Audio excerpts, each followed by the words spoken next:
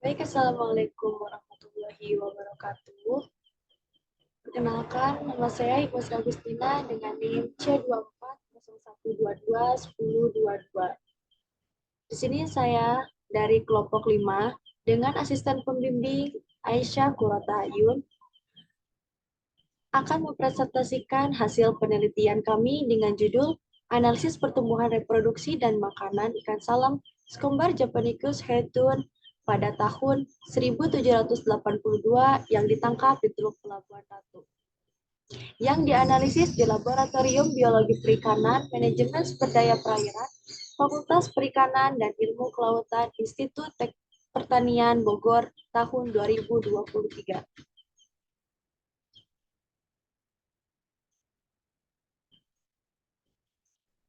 Yang berlatarkan belakang yaitu biologi perikanan merupakan cabang ilmu biologi mengenai perikanan dan mempelajari tentang pertumbuhan ikan, reproduksi ikan, makanan ikan, dan eh, tujuan untuk diadakannya biologi perikanan yaitu untuk mengetahui pola pertumbuhan ikan.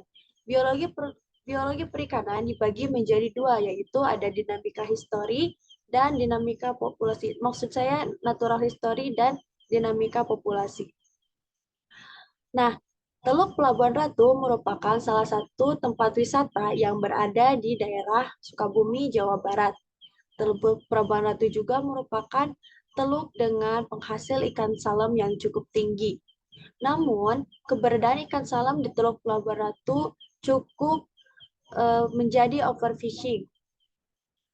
Ikan salam sendiri merupakan jenis ikan pelagis, sejenis ikan karnivora yang berada di kedalaman sekitar 300 meter.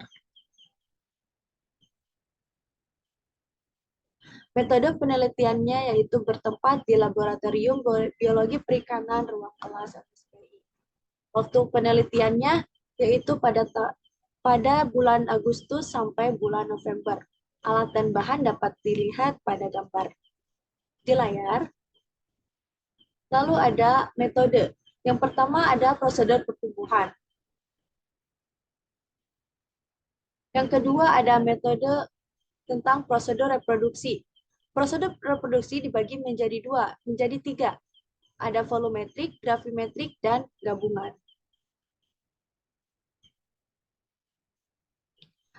Pada prosedur makanan, dapat dilihat cara-caranya pada PPT di layar. Selanjutnya yaitu hasil dan pembahasan pertumbuhan. Yang pertama ada distribusi frekuensi panjang. Pada distribusi frekuensi panjang, selang kelas tertinggi berada pada selang kelas 101 sampai 201 sampai 211 dan selang kelas terendah berada pada selang kelas 168 sampai 178. Pada hubungan panjang bobot, jantan memperoleh hasil minus 0,7518 dan totalnya memperoleh hasil 0,7670 serta pada betina memperoleh hasil 0,7913.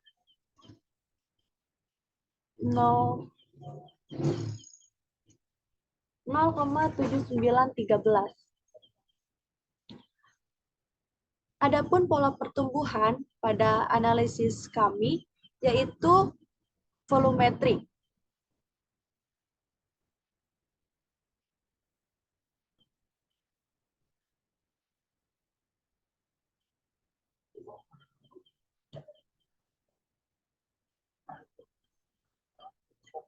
Pola pertumbuhannya yaitu alometrik negatif. Selanjutnya,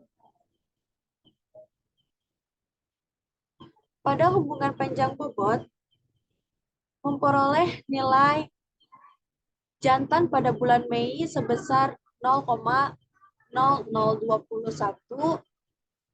pada bulan Mei betina memperoleh 0,0012 dan pada total bulan Mei 0,0034.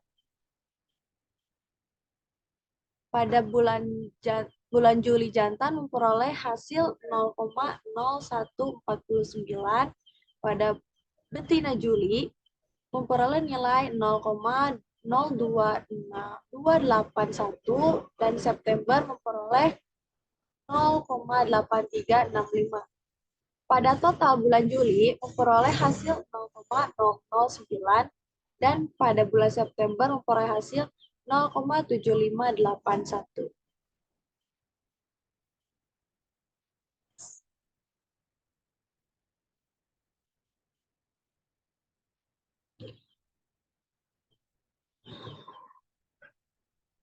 Pada faktor kondisi total, yang paling tinggi itu berada pada bulan September dan yang paling rendah berada pada bulan Mei.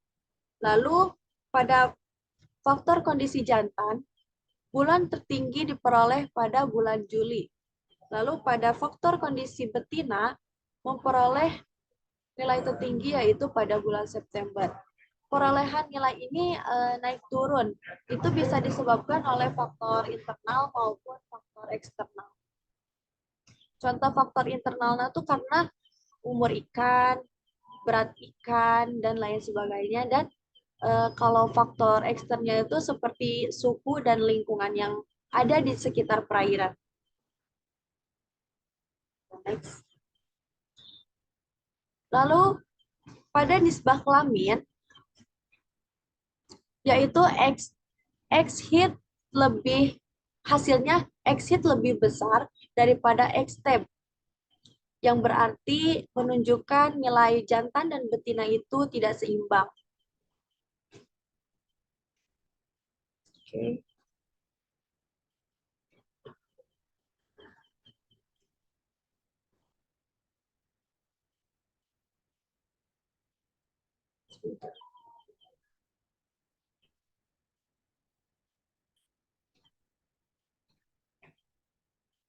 Nah, pada TKG jantan, yang mendominasi adalah TKG 2, sementara TKG yang mendominasi betina yaitu sama TKG 2.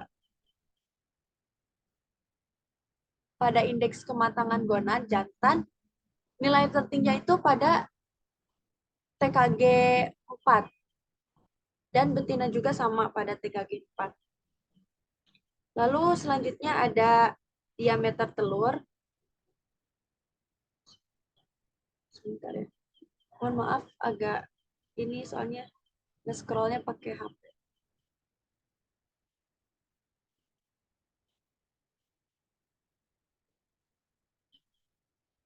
Pada hubungan panjang bobot memperoleh nilainya yang rendah, keeratannya rendah, karena di situ keeratannya tuh menyebar gitu. Jadi tidak yang titik-titiknya itu enggak rapat, memperoleh nilai 0,1794, yang artinya mendekati 0 dan kurang dari 1. Yang berarti keeratan dari frekuensi tersebut yaitu rendah. Oke. Nah, pada diameter telur memperoleh satu puncak yaitu pada selang kelas 0,37 sampai 0,42.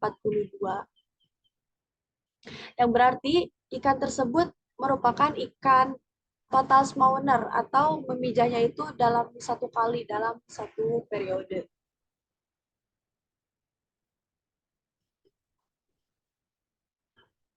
Nah, hasil pembahasan pada makanan ikan atau indeks bagian terbesar memperoleh makanan utama yaitu nematoda sebesar 55%, dan makanan pelengkapnya ada Tintinopsis, Vorticella, dan Nauplius. Makanan lainnya ada 14%. Lalu pada makanan jantan, memperoleh makanan utama sama seperti makanan betina, yaitu nematoda sebesar 67%, dan makanan pelengkapnya ada Tintinopsis serta Nauplius. Dan makanan lainnya ada 11%. Makanan lainnya itu bisa merupakan makanan gabungan yang nilai persentasenya itu kecil. Jadi makanan-makannya itu disatuin gitu. Terus selanjutnya ada makanan dari betina. Oh, berarti yang tadi itu makanan total. Ini makanan betina. Makanan utamanya itu adalah coci apa? Cocinodiscus.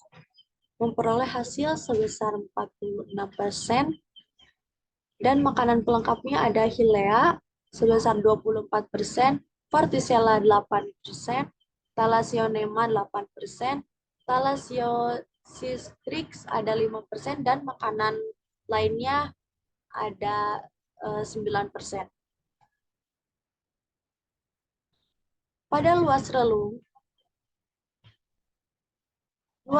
jantan itu lebih kecil daripada luas relung betina, yang artinya jantan itu lebih selektif dalam memilih makanan.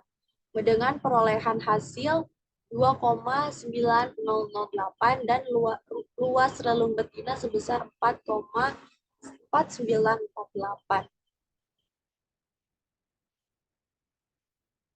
Lalu selanjutnya ada tumpang tindih yang memiliki nilai CH-nya 0,1288 serta panjang usus relatifnya itu nilainya kurang dari 1, yang berarti ikan tersebut merupakan ikan karnivora atau ikan pemakan daging.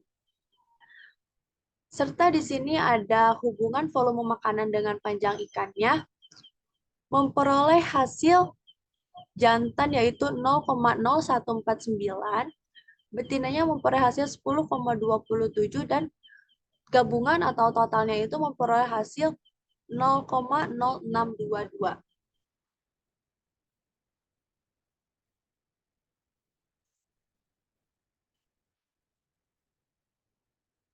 Kesimpulannya, berdasarkan analisis pertumbuhan, ikan salem memiliki pola pertumbuhan dominan yang alometrik negatif. Adapun berdasarkan analisis reproduksi, nisbah kelamin ikan salem tidak seimbang, serta pemijahan dilakukan secara bersamaan dalam satu periode. Selanjutnya, berdasarkan analisis makanan, didapatkan makanan utama ikan salem secara keseluruhan yaitu nematoda.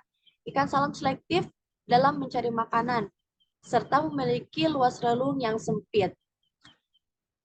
Ikan salem tergolong ke dalam ikan karnivora.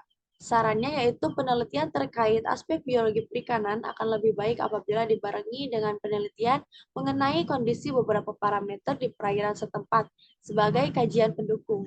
Selain itu, ketelitian dan konsekuensitas terus diperhatikan. Hal tersebut ditunjukkan untuk memperoleh hasil kajian yang dapat berguna dalam menggambarkan pengelolaan dan pelestarian stok dan ikan salem ke depannya. Sekian dari saya, mohon maaf apabila banyak kekurangan. Wassalamualaikum warahmatullahi wabarakatuh.